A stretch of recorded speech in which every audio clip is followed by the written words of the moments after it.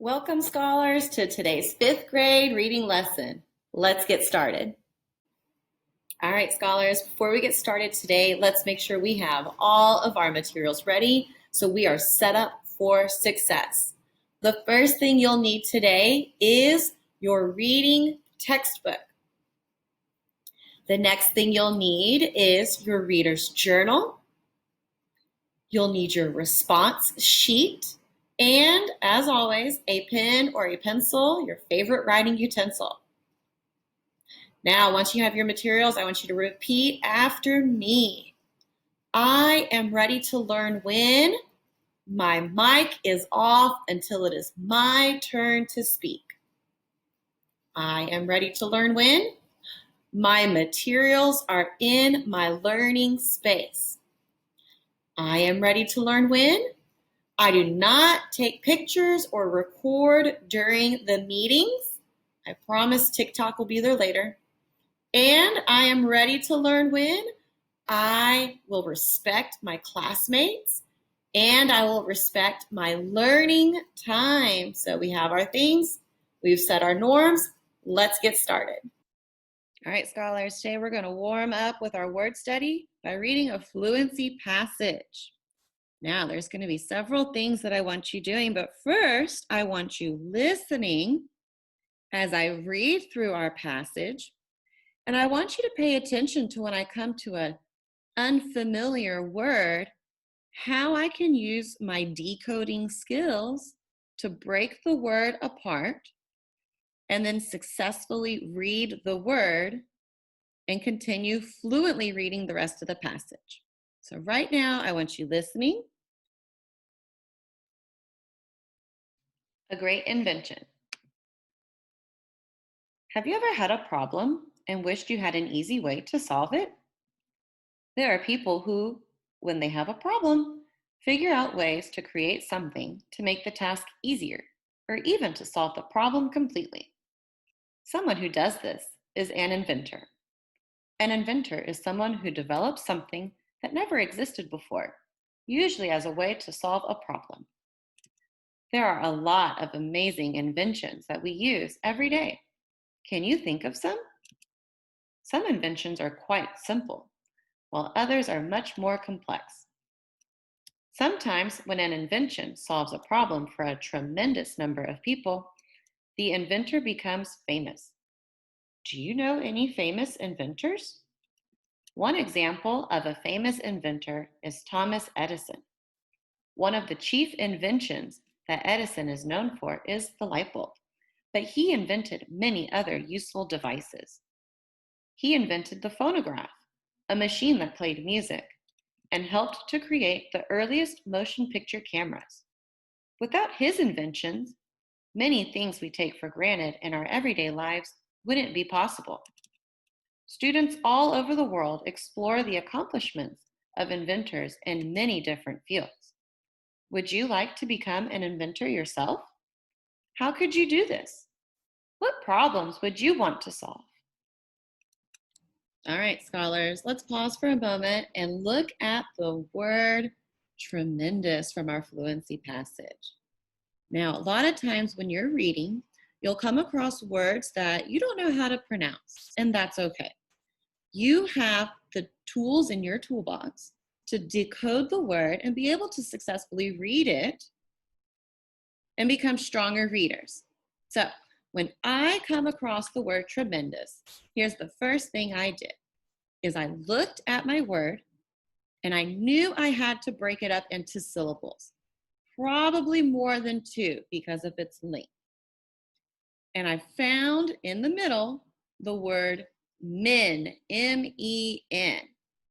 And so I'm going to first break apart my word around men. So when I do that, tremendous now looks like this. And I'm going to read each syllable. So I have 3 syllables. Show me your 3 fingers. And let's sound it out. Tremendous. Tremendous. Wonderful job. Let's reread that sentence now, knowing how to fluently read that word tremendous. Sometimes when an invention solves a problem for a tremendous number of people, the inventor becomes famous. Wonderful job working through. Remember, good readers never give up.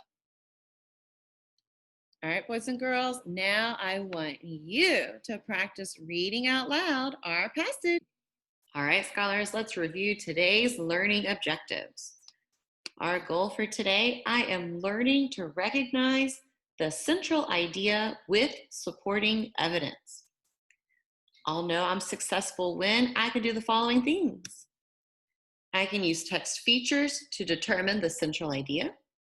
I can recognize the central idea. I can use details from the text to support the central idea.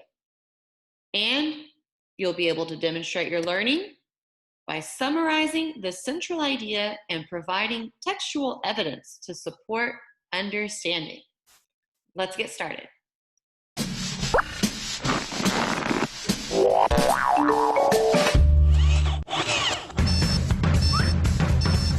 This is Larry. He has a very early train to catch and a very important meeting to attend about a very important job opportunity. He sure could do with some light, couldn't he? Ah, that's better. Thankfully, this problem was solved by Thomas Edison way back in 1879. Before electric light, people used candles and gas lamps in their homes to see in the dark, which was often dangerous and inconvenient. Careful, Larry. You wouldn't want to burn your hands on a very important day like today. Alfred Moen understands. It's why he invented the single-handed faucet back in 1939. Alfred was just a college student working at a garage. One night, Alfred was startled by a stream of hot water from the old two-handled faucet. There had to be a way to control the temperature of the water, and there was. Still not quite awake, Larry? And short on time? Well, it sure is a good thing the electric drip coffee maker has been invented. Back in 1954, Gottlob Widman patented the Wigomatic, the first electric coffee machine to quickly brew an excellent pot of coffee. Well done, Larry. Thanks to the illustrious thinkers of the past, you've got at least 3 fewer problems you might otherwise have. You're ready to transcend the day's challenges and excel at your work. Good luck at the Brownsville Bears mascot tryouts. You'll be great. Think of a few modern inventions you use every day. What kind of problems do you think you'd encounter without them? All right, scholars, let's hit the pause button for a second and think about what we just watched. Now, my guiding question for you is, what was the idea that our narrator was conveying? Do you know what the word conveying means? I bet you do. If you've ever been to the grocery store or to Walmart or at the gas station, you've seen what we call a conveyor belt. And what does that conveyor belt do? It moves your items from one point to another. So if I am conveying a message, I'm trying to get my point across to you so that you understand my point. Conveying. Wonderful. Think through with that. So let's pause for a moment and first identify our topic, what is the video mostly about? And what did we hear a lot about in this video? Inventions. Wonderful. And if you're going to tell me we heard all about inventions, what details support that idea? We heard about the invention of electricity, we heard about the faucet, and we heard about my favorite, the coffee pot. Wonderful job supporting your thinking. So again, let's go back to that big guiding question. What was the idea that our narrator was trying to convey, trying to get across? That there are several inventions you were seeing that we use every day that make life easier. Wonderful, think through. Let's continue. Remember, scholars, when we read for information, we want to recognize the central and key ideas because this is the most important information to get from the text. Let's look at our anchor chart. We've been working with this throughout the week. Do you see some of the tools that we can use to help us determine the central idea? We started our week by evaluating details, and by details we looked for examples and facts, evidence, or a description. But then we can also look for text clues, like our headings, our visuals, our photographs, the first or last sentence, and repeated words. Remember, use these keys to open the central idea door, identifying by using text clues and evaluating by determining if the details support the central idea. Remember, today we will use those details to determine the key ideas in each paragraph and the central idea of the entire text. Let's get started. Let's look at our anchor chart for today. Remember, informational and persuasive text follow a specific structure that has 3 parts: an introduction, body, and conclusion. Introductions may be 1 to 3 paragraphs, but they will always include a hook, some type of bridging idea that connects the hook to our central idea, and then an area that states the central idea, which can be the last sentence or paragraph of our introduction. Let's look at government must fund inventors. I see the text begins with 3 paragraphs, followed by sections under subheadings. I know that the first 3 paragraphs are the introduction. Do you remember the 3 things that make up an introduction? The first sentence, or in this case, paragraph, will most likely be the hook, something that grabs your attention. The second sentence or paragraph is what we call the bridge, or what connects our hook to the central idea. And the last sentence or paragraph will give me, the reader, insight into our central idea of the text. The body paragraphs will provide details that will help you to determine the key ideas. Remember, the key ideas work together to support the central idea, and the last paragraph is what we call the conclusion. Our conclusion restates, it says again, the central idea, or sometimes will leave the reader with a final thought. Do you remember the significance of our body paragraphs? Right, our body paragraph has our key details that supports our central idea. And do you remember why there is a conclusion? The purpose of our conclusion restates the central idea or can leave the reader with a final thought about our central idea. Wonderful job. Let's begin rereading Government Must Fund Inventors.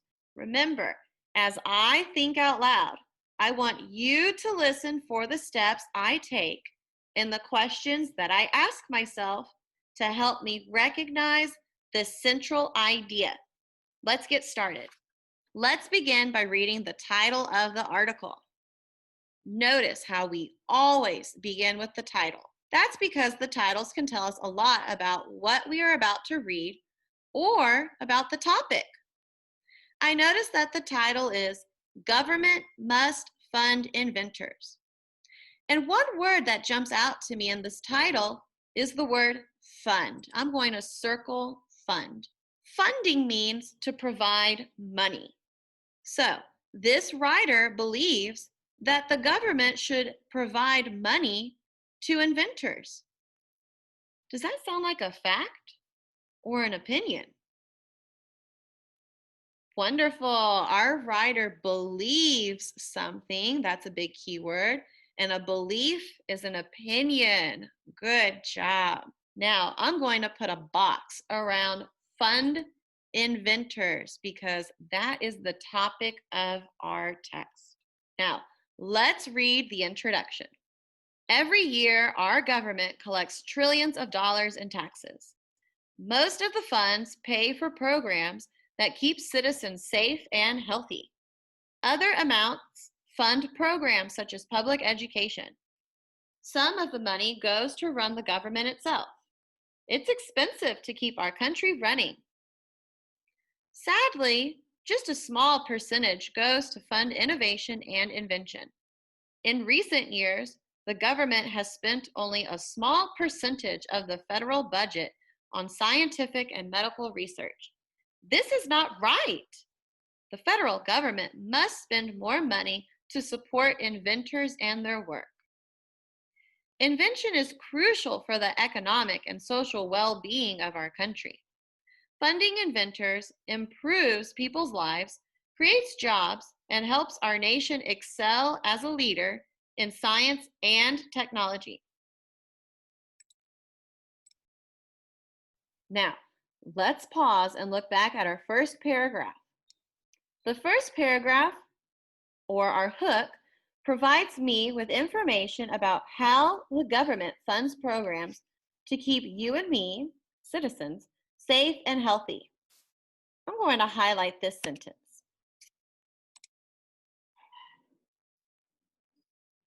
The second paragraph, or our bridge, highlights a problem, and that problem is what I know will be related to the central idea. So let's think, what was our problem?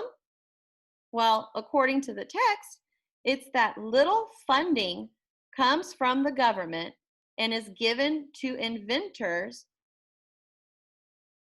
So I'm going to highlight that sentence as well. The author also ends paragraph 2 with a claim, and a claim is an opinion. Can you find the opinion? This is not right. The federal government must spend more money to support inventors and their work. Wonderful. Now, because our author is including an opinion, I know that this text is not a simple informational text because informational texts do not include opinions. Informational texts just state facts. So this tells me that this text is actually persuasive and not informational, meaning the writer is attempting to convince me that the government should fund inventors. And the author has stated the claim, which is our central idea of the text, in the second paragraph rather than stating it in the third, but adds to the claim in the third paragraph by listing reasons inventors should be funded. So I'm going to label both the last sentences in paragraph 2 and 3 as the claim. Remember, the author is claiming how the federal government must spend more money to support inventors and their work because inventors improve people's lives, create jobs, and help our nation excel as a leader in science and technology. Why do you think it is important to distinguish between informational and persuasive text? Why do you think it is important to know the differences between an informational and a persuasive text? How many of you use the internet? There are a lot of sites on the internet that appear to be informational, but they are actually sites sponsored by organizations to persuade you to believe their agenda or their beliefs. Being able to recognize when you are getting an unbiased or a biased information helps you better process or understand the information. Should you believe it as truth or should you consider the source? When we read, we should always critically analyze text to determine if biases are present. Let's look at the next section. I notice that this text is divided into sections by subheadings. These subheadings give me clues about the section. Let's look at the section. Inventors need government support. I'm predicting that this section will discuss why inventors need the government. I'm going to circle the words need, support. I'll give you time to analyze the other subheadings in a few minutes. Now, let's read this section to see if I'm correct that this section will give reasons why inventors need government support. It's often the case that only the government has the huge funds needed to support truly great innovation. To build a faster computer or transcend the barriers of space travel, inventors need enormous sums of money. The government spent about $20 billion on the Apollo space program, which took astronauts to the moon. The project likely could not have succeeded without government help. Government support of invention has frequently led to more innovation. A simple example is memory foam. This space-age material first helped protect astronauts from collisions. Consequently, many people today now sleep on mattresses made of this squishy, comfortable material. It's even used to add cushion in our shoes. Other innovations include devices that help the deaf hear, probes that help doctors look inside arteries, and scratch-resistant eyeglasses.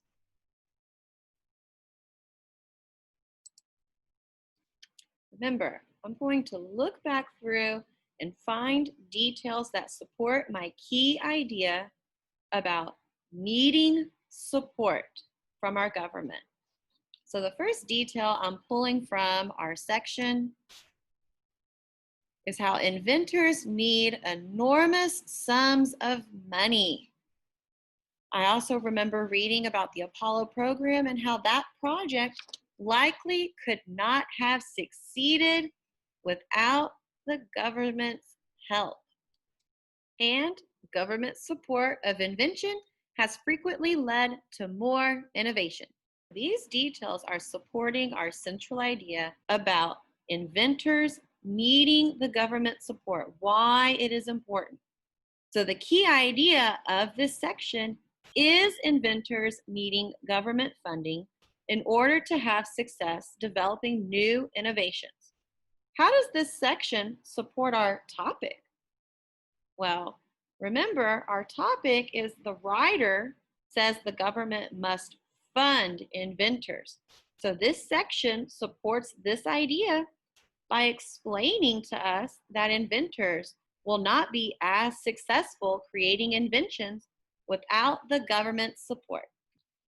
All right, scholars, let's take a moment and reflect on what just happened. Do you remember the steps I followed to recognize the central idea? What about the questions I asked myself as I was thinking? Remember, good readers always read and analyze the title. Analyze any text features for a connection to the topic. Read the introduction and evaluate the key details to determine the key ideas. Remember, every key idea in a paragraph should support the central idea of the text. Sometimes the central idea is explicitly or directly stated in the introduction, but other times it's not.